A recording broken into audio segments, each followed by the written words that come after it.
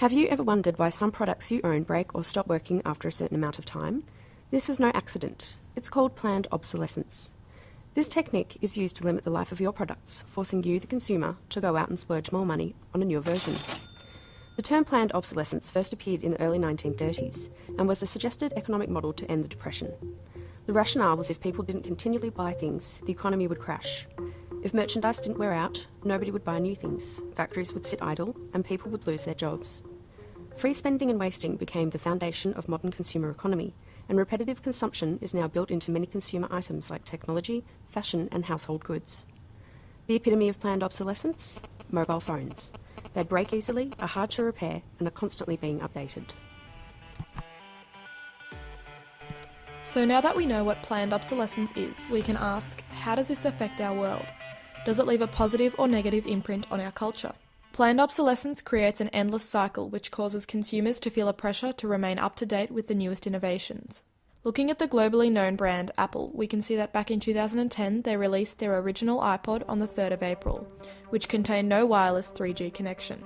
Just 3 weeks later they released the next iPod containing Wi-Fi and 3G, and we can see that this was a clear marketing strategy to increase sales.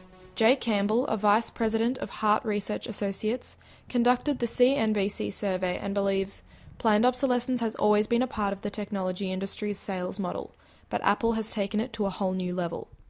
There are always two sides to any argument, and Roland Strauss presents in an academic article the argument that planned obsolescence has a positive effect, in the way that it enables consumers to punish producers faster for a lack of overall quality, making producers feel the need to keep up a good standard of quality in their products. So what do other people think of planned obsolescence? We take to the streets to find out. I've heard people talk about computers that way, about how they're not built to last. I've heard that your phones, computers, that sort of thing. If I bought a computer that would last for 10 years, do I want it for 10 years because it's going to be outdated?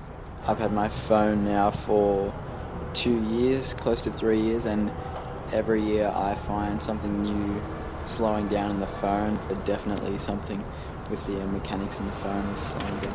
What often gets overlooked when debating whether to blow your savings on a new car or getting that new, bigger MacBook is the impact your choice has on the environment. Electric goods cause a prominent and significantly increasing form of waste. Due to repeat purchases and upgrades, this is the fastest growing source of waste according to the United Nations Environmental Programme. In most developed countries, electronics are not properly recycled and are in fact discarded. The toxic waste of these products are having serious repercussions on the environment. There is an estimated 20 to 50 million metric tons of e-waste generated worldwide. Yet it is not only the waste that is affecting the environment, but the carbon used in creating these new models and products. There have been actions proposed by environmentalists involving taxing carbon, which directly affects those companies that are using excess carbon and creating a plethora of products that aren't necessary. We talk now to IT manager Chris Wigley at Star of the Sea College, who describes trends of planned obsolescence at the school and touches on policies that reflect the lifespan of technological equipment. We have a policy where after 3 years they are replaced, so they're sent back to the leasing company and a new one is given. Talking to Chris about planned obsolescence, we can see that this strategy results in a fast turnover in new technology, and can therefore limit the ability of producers to manufacture noticeable improvements. So once upon a time, like 10 years ago, you'd get the next laptop because it was faster, it was quicker. Nowadays, that's just not the case. Probably the only thing is they're becoming lighter, they're becoming smaller, so the miniaturisation of them. Having spoken to an IT professional, we can see the cyclical nature of planned obsolescence in many facets of society, including schools, the constant developments and the subsequent waste that it creates. Today, products are priced as cheaply as possible. Quality is sacrificed, product lifespans are shortened, and limited attention is paid to where the discarded products end up. Planned obsolescence is a more profitable model than sustainable design, and despite a boom in energy-efficient, recyclable, biodegradable, non-toxic products, exploitation of resources is still on the rise. The footprint of annual global consumption now exceeds the replacement rate by 1.5 times. However, it's not all doom and gloom. New technologies offer solutions and innovations for sustainability. When we can find examples of incredible durability, such as the Centennial light bulb in America that's been burning since 1901, it's evidence to show we can move to a more sustainable model of consumerism.